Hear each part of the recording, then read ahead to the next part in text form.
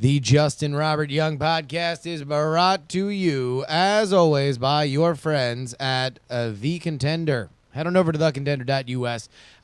Listen, it's a game that a lot of people are talking about. This week, we're going to be sending out the 2016 expansion. So if you go there, you just go to thecontender.us. If you just go to the site, I'm refreshing it right now for the YouTube version.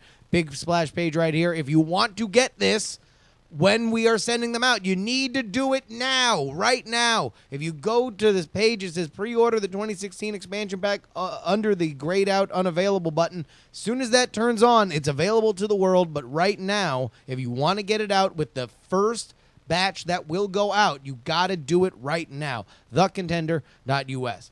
And by patreon.com. You go to patreon.com and then you type in patreon.com/JuRY. If you are an idiot and you typed in JUTY, then you get a 404 page. But if you go to JuRY, patreon.com/JuRY, you will see a few very important things. Number one, we are 1/4 of the way to our $700 per podcast goal, which triggers me going out on the road for the first ever In Your House tour. I'm going to take my own cash. I'm going to fly out somewhere, and we're going to do a series of 3 shows, Friday, Saturday, Sunday, in people's living rooms, if we can get to 700. I believe we can. I believe, and listen, I'm not going to be stingy on this. If we hit 700 and then we fall back down a little bit, that's fine. Us hitting 700 is the goal. Thank you to everybody who has supported us. It is just a tremendous, tremendous pleasure to do this show for you guys, and to know that you guys feel the passion enough to help support it means the world. Also, buy stickers or DIAF. It's a brand new website that I'm selling sticker packs on. It is $5, and you get assorted stickers, including in this particular batch, you will get JuRY, JuRY, our DARE logo on a sticker that you can put anywhere that you want. Head on over there right now, stickers or DIAF.com. But enough of all that. Let's go ahead and start the show, huh?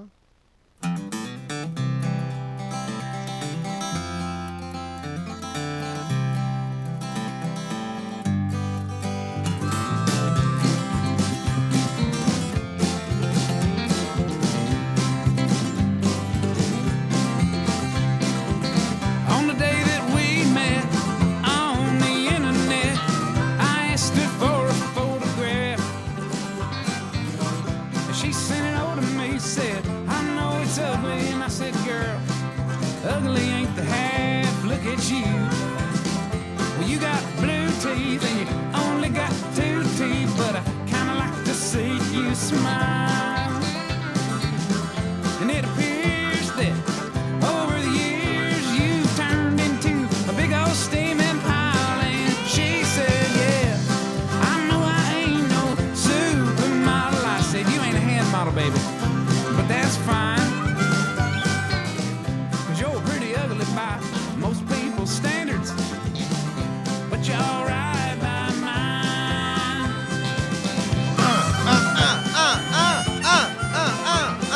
Come on! I'm gonna let this one ride.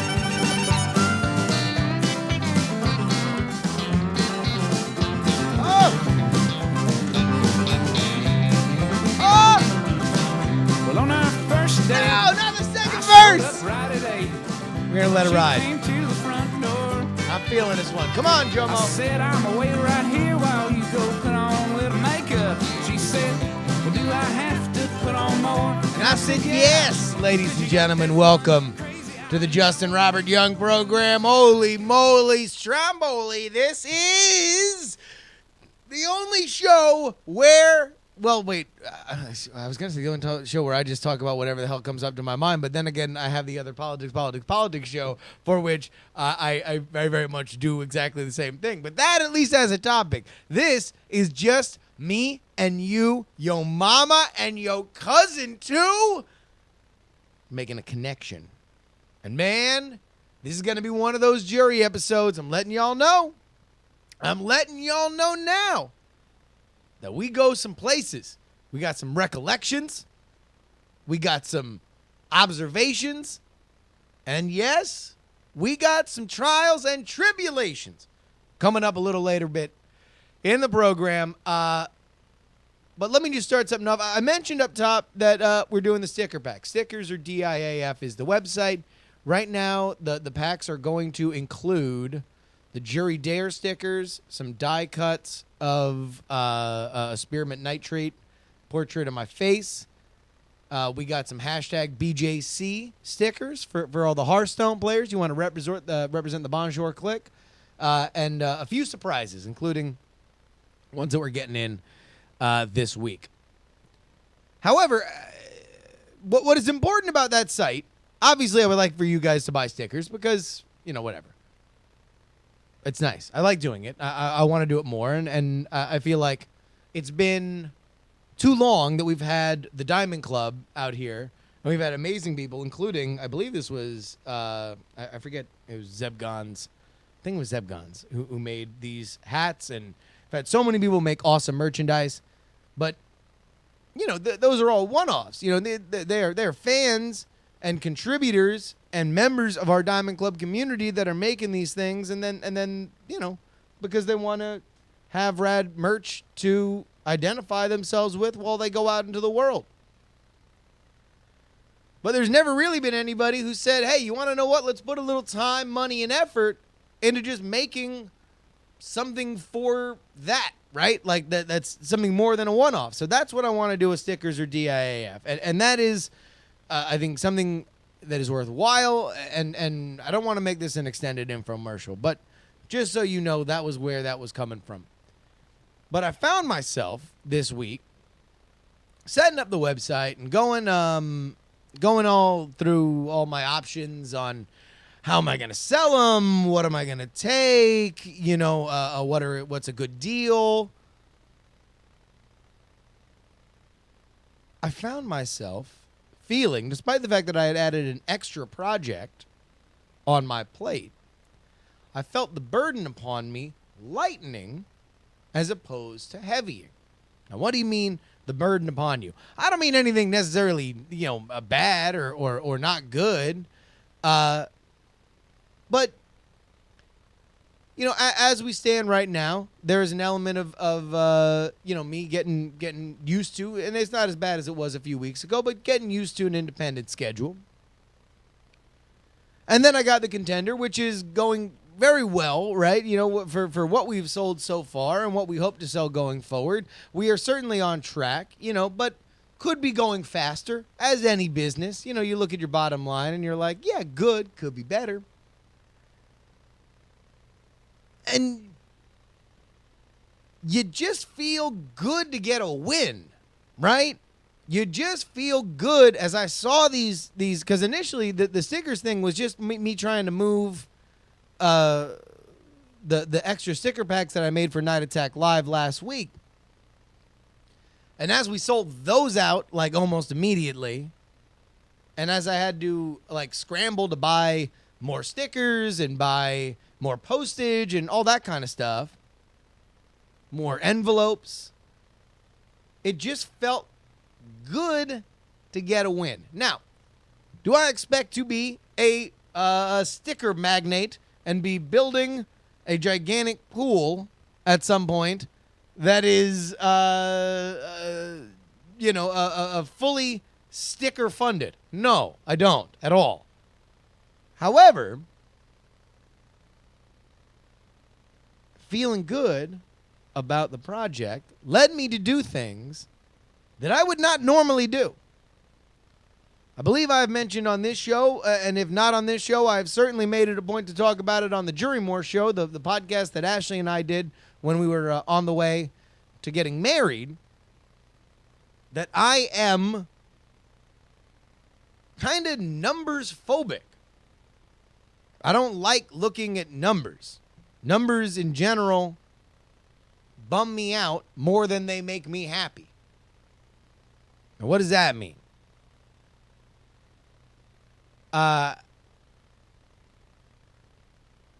It came to a point in podcasting when I literally just stopped looking at our downloads. I stopped looking at our view counts. because I wanted to gain my happiness not from those numbers. I wanted to gain my happiness from the process. I wanted to gain my happiness from the system. Now, to this day, I think there is a worth in that. I think there is that we are often led astray by taking numbers at face value and giving them worth that they don't deserve. I often think that we hurt ourselves in our drive by looking at numbers, turning it around as a knife and stabbing ourselves in the chest. And I would love for this segment to just be JuRY preaching to the house of no numbers, right? And I would love to have that be this segment. But I'm going to tell you, folks, this ain't that segment, because there are many, many, many, many, many, many, many times that you need to be a little bit more eye on the numeral. You need to be a little bit more, hey man, would it kill you to open up a spreadsheet? You got to be just a little bit more numbers focused. But a funny thing happened on the way to the forum while I was dealing with this sticker situation. I found myself opening up Google Sheets. I found myself starting a new spreadsheet. I found myself looking up information in my email and making very ordered columns, data entered with formulas. Yeah, I said formulas to give me better data so I can visualize and understand how much money I paid for each sticker, what the price per package on the stickers are compared to what I'm selling them for. Now, I've been forced to make budgets before. I've been forced to keep track of numbers when I didn't want to. And I can say, almost beyond a shadow of a doubt, that the only 2 times that I have in the last 5 years looked at a bunch of numbers and smiled are when I worked at the Go Game and I had more money than I was expecting to have, and I would look at my bank account and I would smile. Because I'm not used to having a lot of money in my bank account. In fact, I'm still not totally over the fact that when I look at my bank account, it doesn't have those parentheses on the side of it, or it's not red. I'm excited about black, non-parenthetical numbers in my bank account. That is still a thrill to me. And the other was this week. I, for whatever reason, and again, I ain't look, because by the way, the numbers that I crunched revealed that I had made very poor ordering decisions. Terrible ordering decisions. And I talked to Darren Kitchen, who in so many ways is just the example of somebody who has taken a little and made a lot. And he was giving me some guidelines, and as soon as he told me what you should be putting in optimally into a $5 sticker package, I was like, geez, okay, well, maybe I need to pay attention to my ordering a little bit closer. So I got bad news when I did the numbers, and yet I was happy when I did the numbers. Which made me think, well, why is that the case? Because it's a little counterintuitive to the way that I understand my own motivation. Why am I adding things and doing things I don't like and being happier? And what I came to the conclusion of is that it wasn't the process. It wasn't the actions that I had wrongly demonized. It's not doing spreadsheets that I don't like. It's not looking at numbers that I don't like. It's everything behind that. These are inanimate objects. These are tools. These are blank canvases. And if I want to look at that and find a demon inside of it, then I will. But what I ultimately have to do is divest that action from my own motivations, or else I am limiting my own ability to do my job and to create what I want and to make things that people will enjoy and to spread the feel-good awesomeness that I would like to spread. Because I didn't quit my job so I could do nonsense. Well, I mean, yes, I'm doing nonsense now, but I didn't quit my job so I could just do some stuff, right? Like I want to this is why this show is important to me, because I want to connect with you guys. I want to have a good time with you guys. I want to dance with somebody. I want to feel the heat with somebody. And these stickers kind of made that clear to me. Hey, look, I can make something that people want to buy. Hey, I can do it, and if I do it smart and I order in the right capacities and I make sure that they are high quality enough that people like them, then gosh darn it, it's not an irrational idea to think that people would like to continue buying them. And people will tell their friends, yo, dude, where'd you get that sticker? Oh, man, I got them at this. It was like this really rad little supernova of entrepreneurism. And the added bonus is I didn't realize how therapeutic I found packing stuff and putting labels and printing postage was to me. Because, man, it's super, super, super cathartic. And the last time that I did it was when I used to work with Andrew in Coconut Creek, Florida, and I would be packing up all the stuff that came in on his website. And it just was this moment of zen, this moment of peace, this moment where the world kind of just made that 5% more sense. And I am sure everybody who's listening to me has had one of those in their life. And I pray that you continue to have them, because I think they're pretty good. In fact, that's a really good idea. I should think about putting that on a sticker. I'll be right back talking about graduation.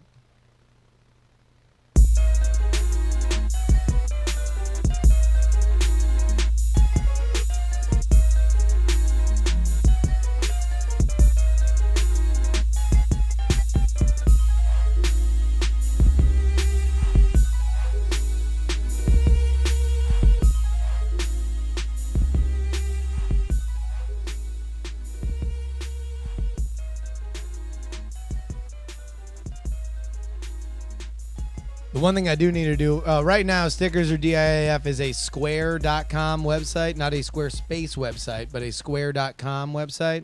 I think I'm going to change that to a Shopify website, which means I'm going to have to pay for Shopify, but they'll take PayPal. And I think that, like, I don't know.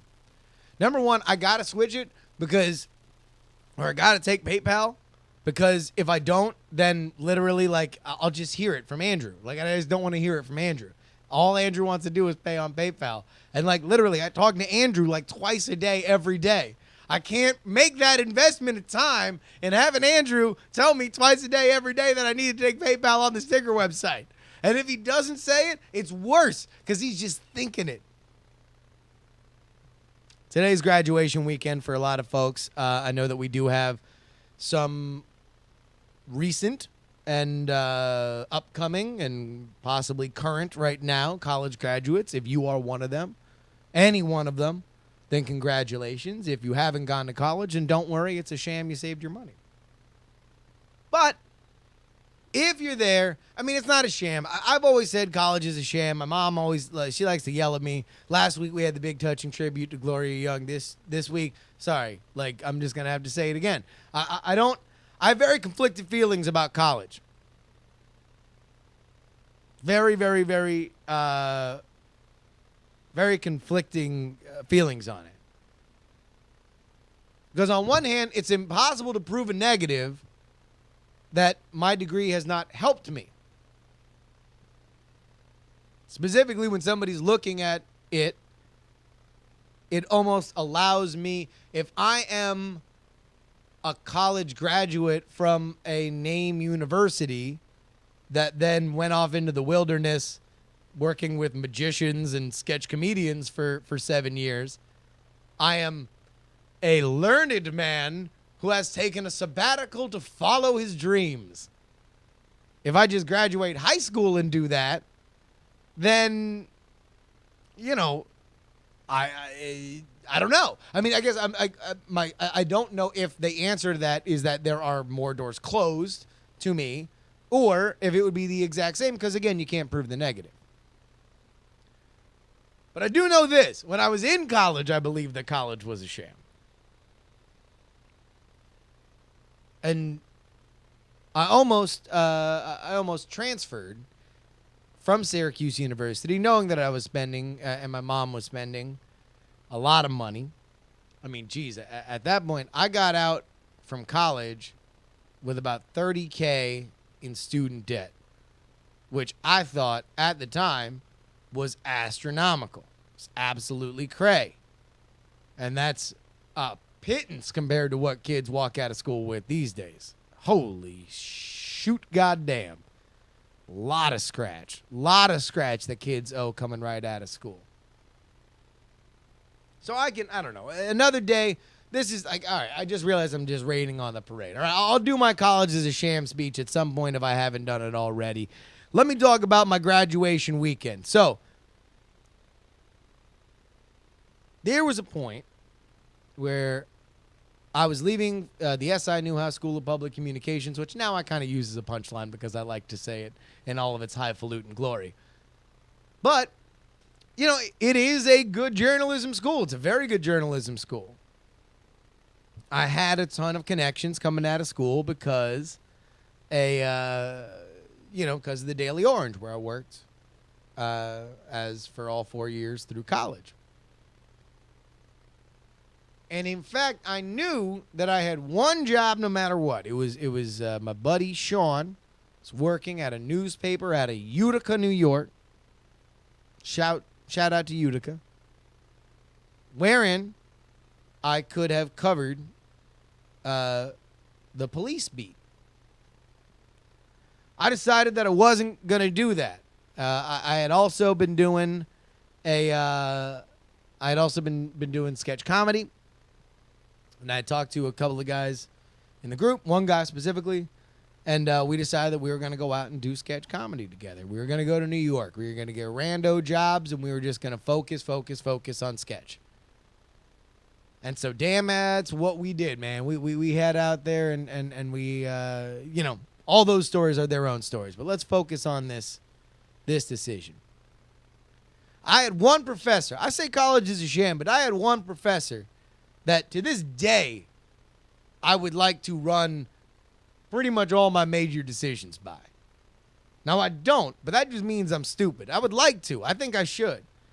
And that is Professor Steve Davis, who is to this day at Syracuse. Him and his wife, Emily. They're both awesome. They are both great. And Professor Steve Davis is a very wry, smile, funny guy, man. He's a super funny dude. And at some point, we were on some, for whatever reason, it rings to me as a field trip. And it was getting to the end of my senior year, and he asks me, well, what's your plan, man? What are you going to do? Steve Davis, by the way, is the one dude that gave me balls. Real balls. Like brass balls. Because in a moment of weakness, he challenged me. I had an internship a couple years prior at the Sun Sentinel. And it wasn't really even an internship because I never had an internship. I never got into an internship program. I literally just hustled both of my internships, which meant that I actually got hired there, which meant I could ethically put on my resume that I had worked at these papers, the Sun Sentinel and the Morning Call, because I had actually just gotten brought on as an actual employee and not an intern. But at the Sun Sentinel, they're like, well, we'll bring you on, but we don't really have a ton of money in the budget. We're going to pay you in credit. We're going to pay you in school credit, which happens all the time now. And wasn't, to be fair, an outrageous practice at the time. But It's like, listen, you got to have a professor sign off on it. Okay. Called up the homie Steve Davis. Steve, what's up? Hey, man. We need I need your name on this. You know, you got to sign off saying that I'm doing this for credit. It's like, what do they got you doing?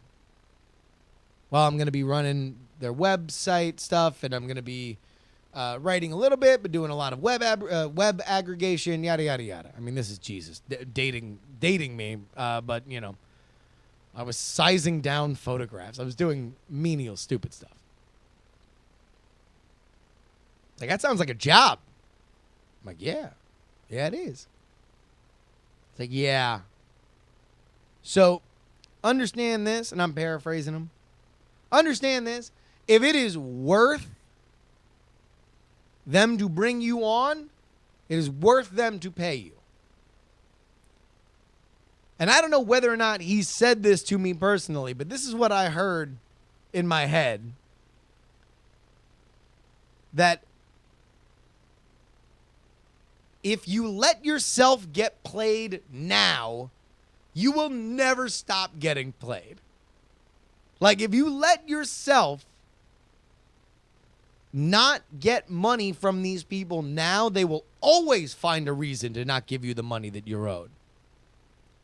They will always find a reason to cheat you out of what you deserve. They will always find a reason because they know you're a sucker, and they know that if you value the job more than your compensation, they will use that to their advantage. That's what I heard in my head. That is what Steve Davis lit in me.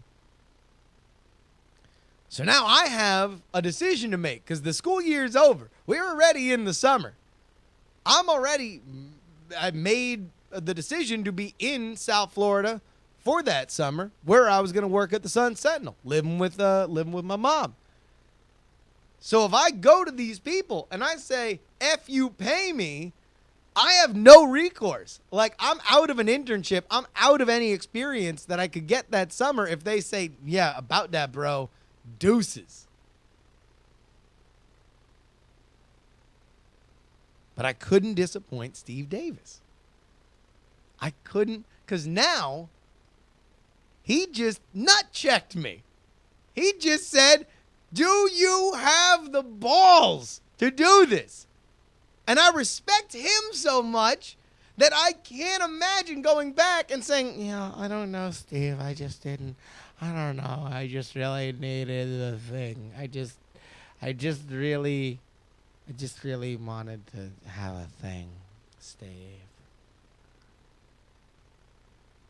So I went back in there to the office and I said, hey, I can't do this for credit.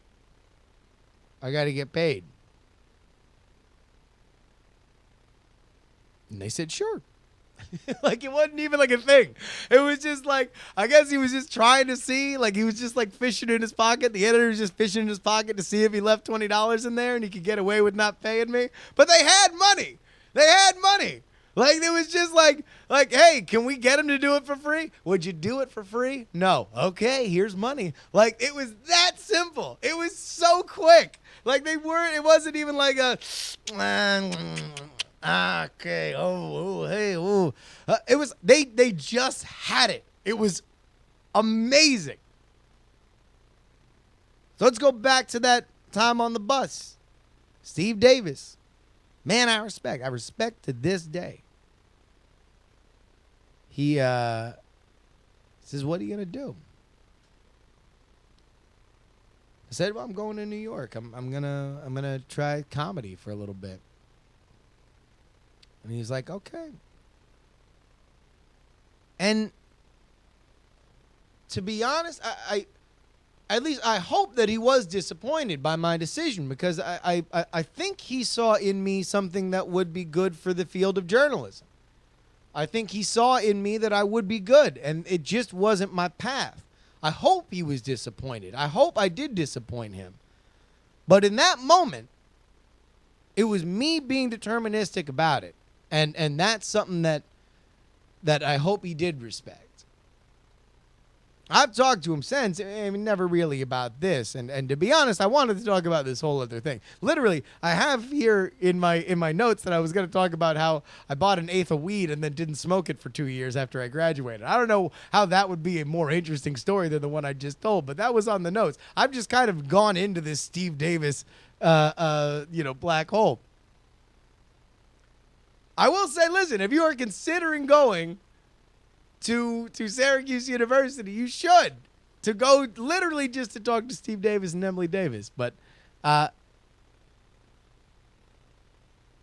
here's my commencement speech, or that was my commencement speech, and here's how I'll end it. You got to not worry about what your results are. You got to worry about how you're doing it. And whether it's the stuff I mentioned in the first segment of realizing what made me happy by way of a process that made me happy, or realizing that, like, it wasn't necessarily that I wanted to or didn't want to disappoint Steve Davis. I had to have a reason to do it. And I knew the first time that I didn't have a reason, and so he was right. And the second time, hopefully if I did disappoint him, then it was for the reason that I had chose.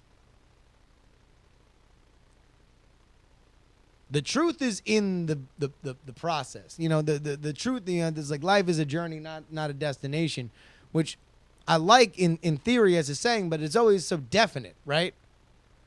Like,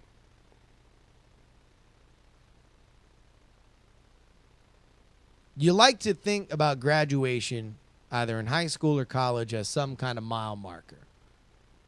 And it is functionally. I did this stuff in high school. I did this stuff in college. I did this stuff right after I graduated. But at the same time, it's only there to tell stories about. And if you feel a low-grade terror coming out of school, well, then my advice to you is to not believe that it's ever going away. In fact, you hope that is the Happy Meal version of what will eventually the full 7-course filet mignon of terror. Because the bigger the opportunities get, the bigger that sense of terror is going to be. And my only recommendation is to befriend it. Is to make your fear your best friend. Understand and love your self-loathing. Don't ever hope that it's going to go away, because it's not. Don't ever hope that your fraud complex magically disappears, because it's not. Understand it and hope that what gets better is not its existence or lack of existence, but rather your capacity to deal with it. More coming up right after this.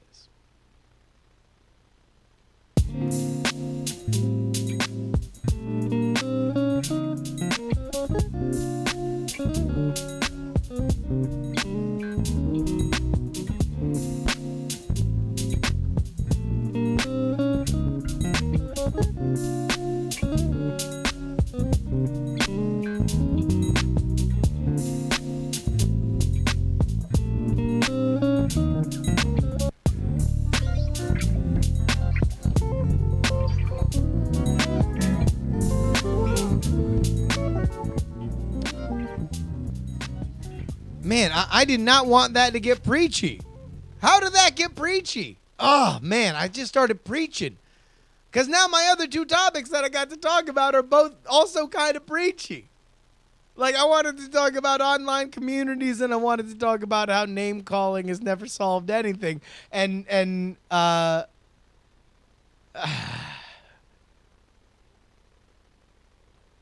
right, we're going to freestyle this one. Freestyling, huh? We're going to freestyle it. We'll just start off by telling the weed story. And again, I don't know why I thought this was going to be something interesting. I used to smoke a lot of weed in college. And, I was moving to New York. Moving cities is traumatic for any pothead.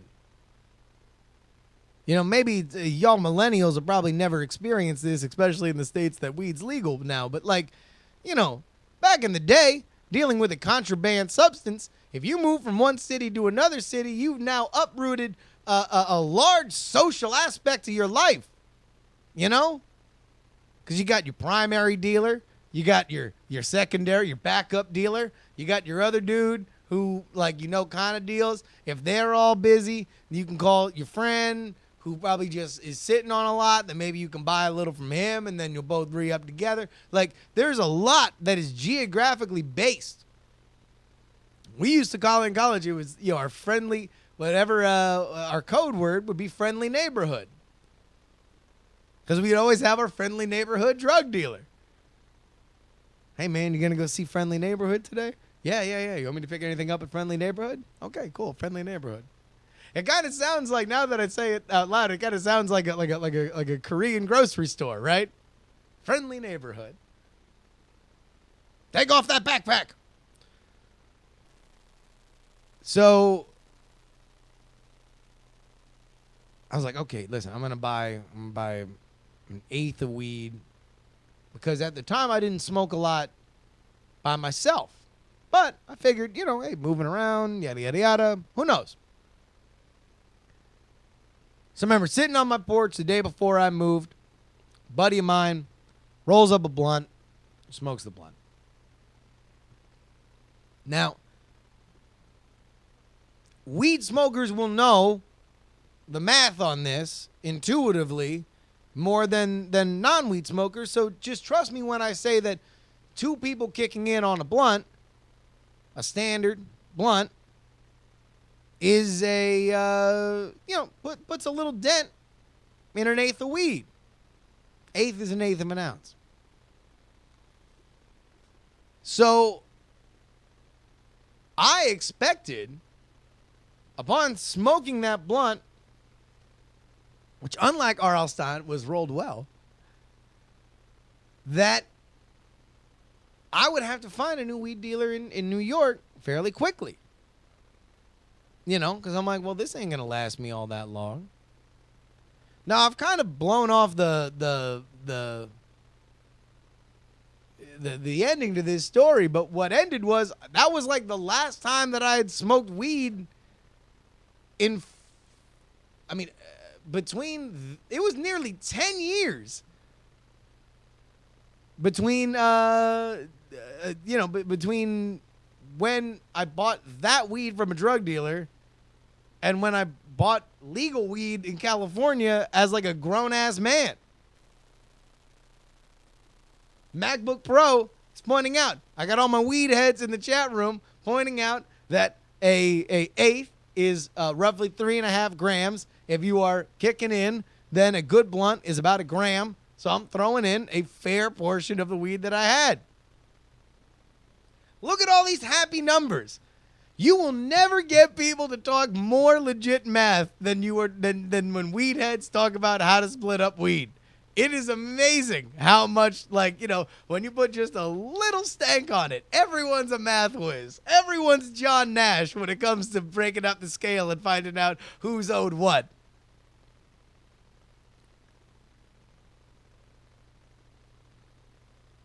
Now, why did I stop smoking weed? It certainly wasn't any kind of big moral pronouncement. Like, it wasn't like between, Syracuse and New York, somewhere in Binghamton, I was like, and this will be the last time you shall not pass. It was just that my life changed. I didn't have weed friends anymore. Now, I wasn't to say that I missed my weed friends, and not because we like to smoke weed, because I had weed, I could smoke weed, but I just missed being with my friends that also happened to smoke weed. Now, I had new friends, great friends, family that I had not connected with on that level before. I had friends that I didn't spend as much time with in college, and I spent a tremendously more amount of time with. It's great. I had an amazing time.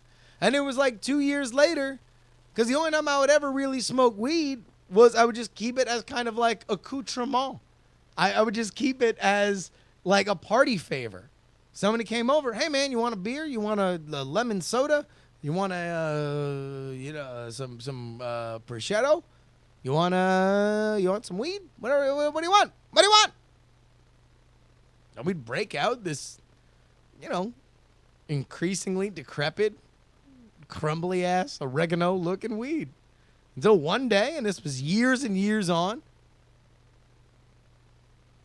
that was it. That was the end of it. And that was pretty much the last time that I smoked weed, for a little bit. Again, I don't really know. I guess I was hoping that I would catch on one of those themes there, to get something, else to go on. I mean, I guess I don't know. Weed culture is also, a little bit different on the West Coast than it is on the East Coast. I've noticed. Like, in a lot of jobs, more jobs than you'd suspect, like saying you didn't do something right because you were high, legit excuse in California. Like, West Coast culture is way more like, I mean, again, this is a state for which I got to hear on a regular basis that Mercury is in retrograde as an excuse constantly. Now, I don't even know what the hell that means. What does Mercury being in retrograde even like, I don't even know what it is. I don't know if you mean Mercury, the physical substance. I don't mean Mercury, the planet. Mercury, the American Gladiator. I don't know, man. I don't know what it is. I don't know what retrograde is either. Retrograde seems like something that would be on a tire advertisement.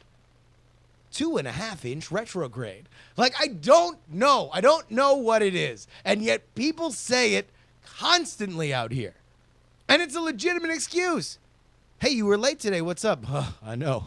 Mercury's in retrograde. Like it's some sort of hamburglar creature that's making its way throughout San Francisco. Like, causing mischief. Oh, Mercury, you better get out of retrograde soon. You're really causing a ruckus.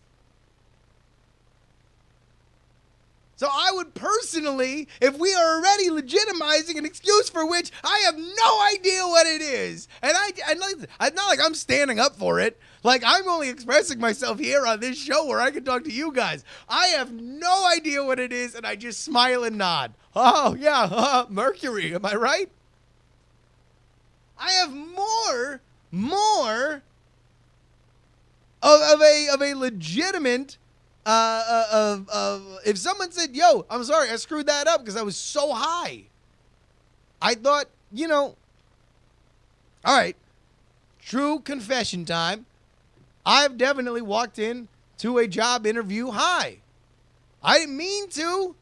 I just accidentally was still high when I was there. I thought I would have enough of a time period where I could come down a little bit. Turned out that shit was fuego.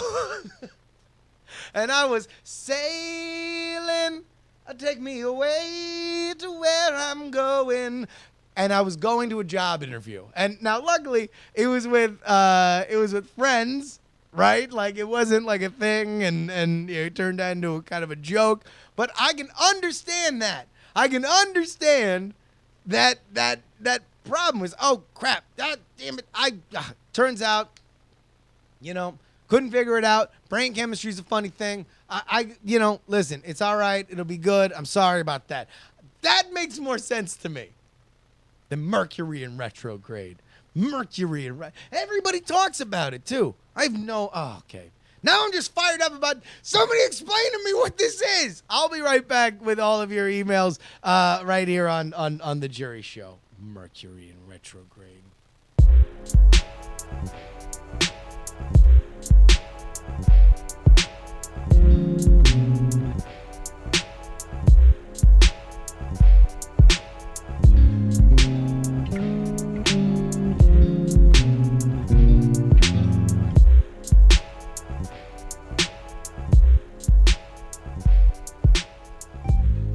You You can always email this show, justinrobertyoung@gmail.com. We'll solve online communities and incivility in political discourse next week. We can't do three like JuRY explains the world segments, right? We got to yell about Mercury in retrograde. We continue with our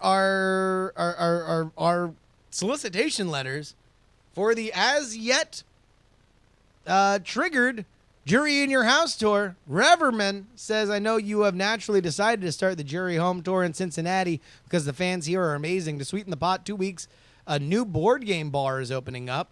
The rooktour.com. I'm sure that's not what it is. I think, is it just called Board Game Bar? The Rook OTR? Is that what it is? Let's go ahead and take a look at this here website. Let's take a look at the Board Game Bar here in Cincinnati. The Rook OTR. Look at that. It's got a board game library. We could do ourselves a little contender event. That'd be super fun. So Reverman, again, listen, Ohio, I feel like Southern Ohio is definitely, there's a shot. I mean, like, at this point, it would almost be disrespectful if Southern Ohio was not a part of this. Now, where I wind up going from there, that will depend. But I think it's safe to say, considering the fact that a full third of this has come from people who are in Southern Ohio, and I have a soft spot for Cincinnati. Then all right, I think that might be the way to go. However, in the counterpoint, Ken writes, "Hey Justin, would you consider reading this challenge for your Canadian listeners? I live in a tiny house, hours away from civilization. Also, between the kids, pets, renovations, and crappy rural Canadian internet, I'm not really conducive to recording podcasts, which is why I record my podcast in the car. Of course, you're always welcome to come visit, but I wouldn't recommend it for a stop on your tour. However, I would like to issue a call to action to my fellow JuRY listeners north of the wall. Are we really going to let Justin come all the way to Michigan only to turn back? If anyone in the Toronto area can put up Justin and keep him from being eaten by a moose, I'll gladly present him with a double-double and a bottle of Elmira's finest maple scissor. That kind that comes in a decorative leaf-shaped bottle, perfect for crafting a patriotic bong. Come on, Canadians! The Captain Canuck beacon calls out for a hero."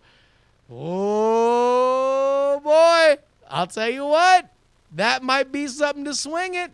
That might be something to swing it a little northward. International. International. That's interesting. I like that. Of course, send your pitches for cities to go to. Again, listen, now's when we're taking all this information in. Because once 700 happens, and I think it's going to happen soon. I think that we're getting momentum here, and as soon as we get into the gravity well, it tends to go faster than you think. As soon as that happens, man, that decision's getting made quick. Pop, pop, pop.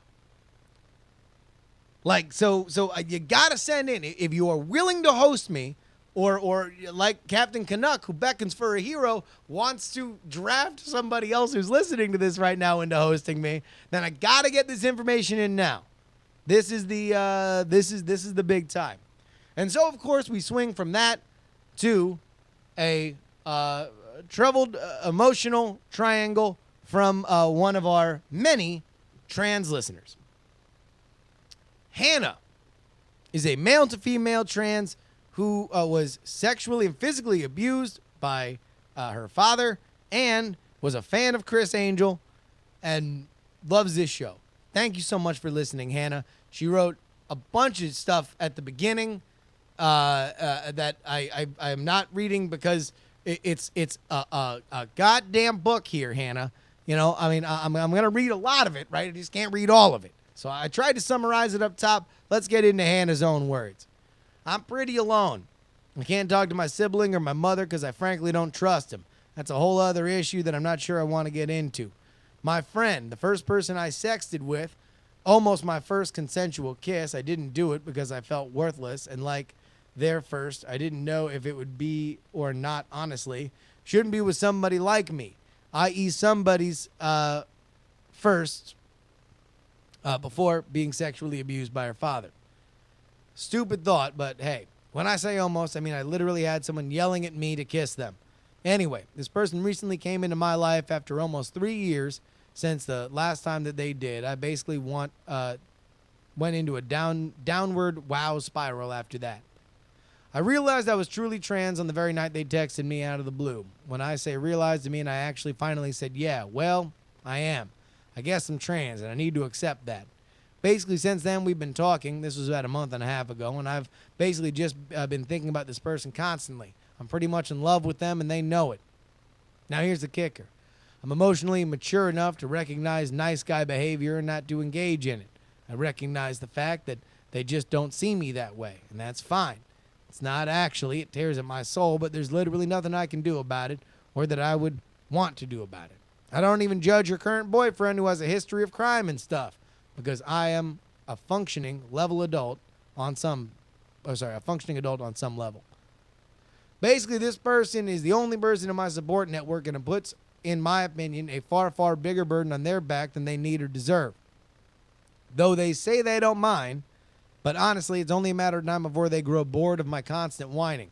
How the hell do I stop relying on them like this? How do I expand my circle? Because honestly, all I want to do is talk to them, and they are a busy person. And honestly, they don't think of me often because I'm a creep, and they don't, in fact, notice when I'm not around. It's unfair to both of us. How the hell do I stop relying on them like this? How do I... sorry, I already read that.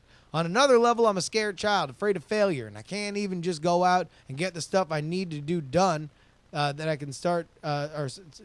I need to start driving. I'm 19 years old and I don't have a learner's permit. By the way, Hannah's 19 years old. I have no motivation. I can't even just sit down and draw or write without going balls deep into some dark places of my mind anymore. How the hell do I overcome them with this stick of gum, an empty roll of toilet paper, a hand mirror, and an emery board? This can't be answered, really. It's a general feeling of, quote, failure is fine, end quote, that I need to internalize. And do you have any tips and tricks?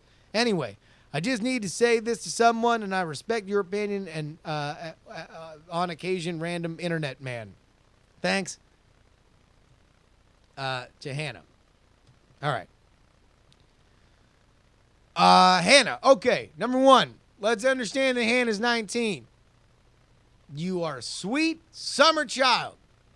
The idea that you are going through emotional turmoil at 19 is not indicative that you are about to walk into an endless gate of hellfire. No, no, no. It means that you are a 19-year-old who's going through a lot of stuff. By the way, when you look at the cards that we are all dealt in humanity, man, you got some billionaires' kids, you got some people living in Africa who are, child soldiers, right?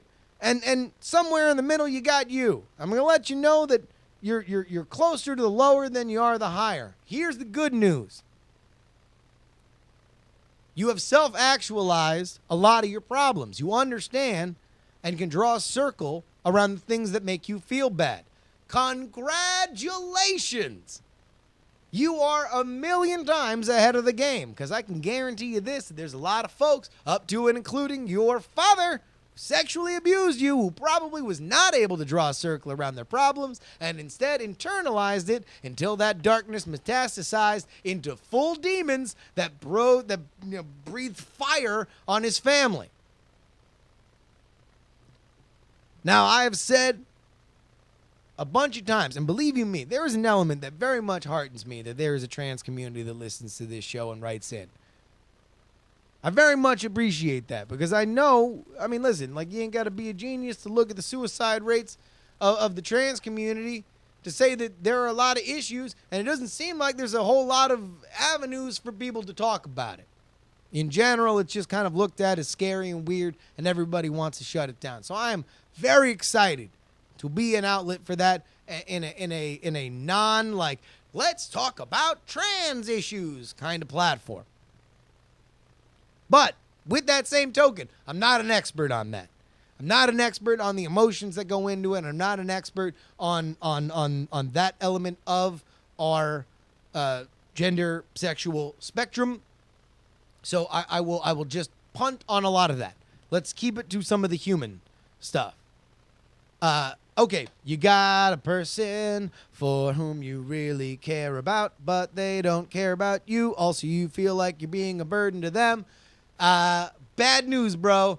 You might be being a burden to them. And the fact that you can also pick out other elements of your life that you are accurately identifying as pain points might mean that that's probably a pain point too. But we're going to tie it back to something I talked about earlier in the show about some of my own stuff.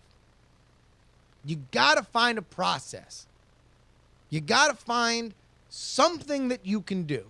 Even if it's just punching holes in bottle caps, man. Like, you got to just get your mind on doing something. Now, I know the easiest thing for me to say in terms of how you would, expand your social circle is, listen, man, find an online community and plug into it. I'm very excited that you wrote here. I very much hope that you come and watch the show live on diamondclub.tv at 7 o'clock Pacific time, 10 o'clock Eastern time, so you can be here in this chat, because I can see, right in here that like there's a lot of people that, are sorry for your experience, that would like to talk to you. Because I'll tell you this, I know a lot of the people that listen to this show have gone through a lot of stuff, man. They know what loneliness looks like. They know what futility looks like. They know what it's like to run into somebody for whom that they feel something that is not felt back to them. You are not alone. I am here with you, saying Michael Jackson, and I am saying it to you right here on this show, Hannah. In real life, how do you expand your social circle in real life? Man, the answer to that is as varied as there are people.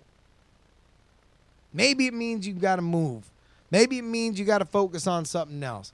Maybe it means you got to get new friends. Maybe it means you got to stop talking to this person that you care about. Maybe it means that you got to have a conversation that clears the air with them. But I'll leave you with one thing. And I want that to be something that is your one takeaway. Because here's the one thing that I know from reading that email without a shadow of a doubt. You have got a hell of a self-loathers complex on you, Hannah. Ooh, nobody hates Hannah like Hannah. But I'll tell you this.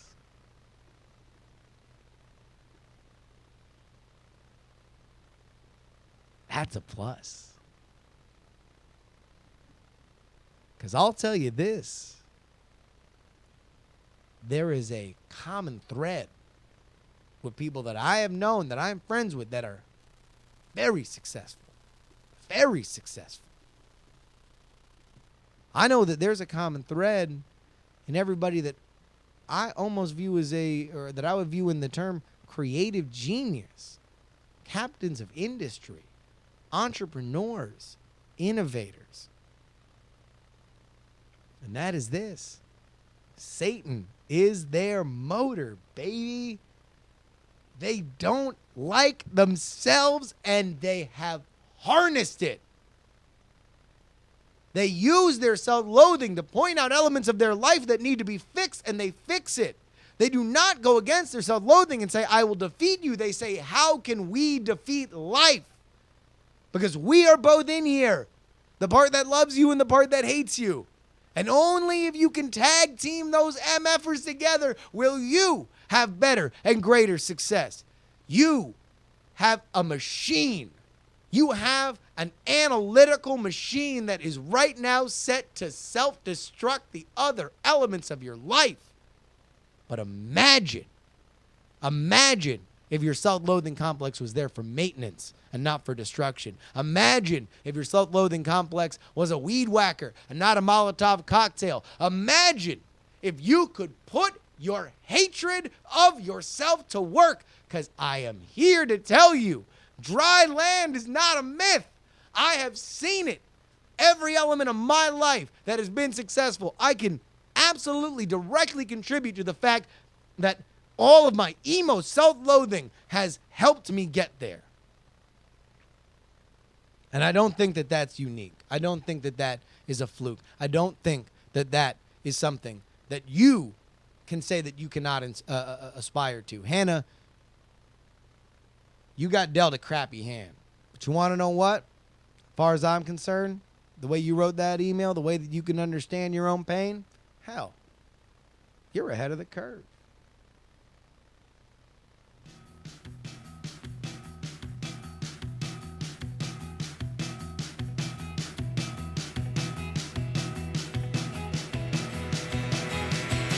What do you say we both just leave?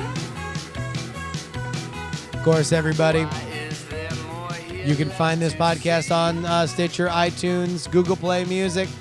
Email me, justinrobertyoung@gmail.com. Put JuRY in the subject line so I can know what the hot hell you're talking about. Of course, follow me, Twitter, Instagram, and Snapchat. I'm Snapchatting so much more at Justin R. Young on all of them. Justin R. Young on Twitter, Justin R. Young on Instagram, Justin R. Young on Snapchat. Go to Stickers or DIAF to get your sticker packs. Man, they're only $5. And, of course, you can hashtag join the conversation at diamondclub.reddit.com. Ladies and gentlemen,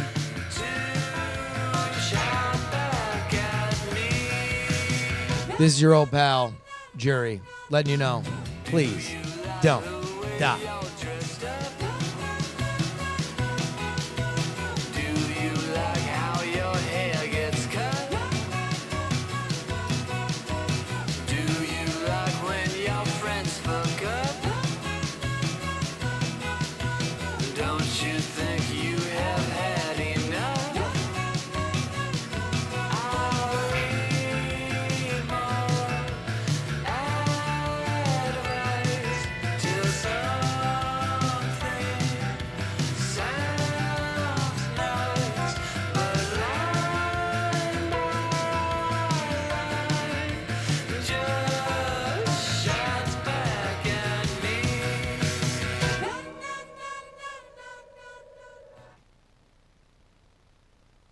Diamond Club hopes you have enjoyed this program.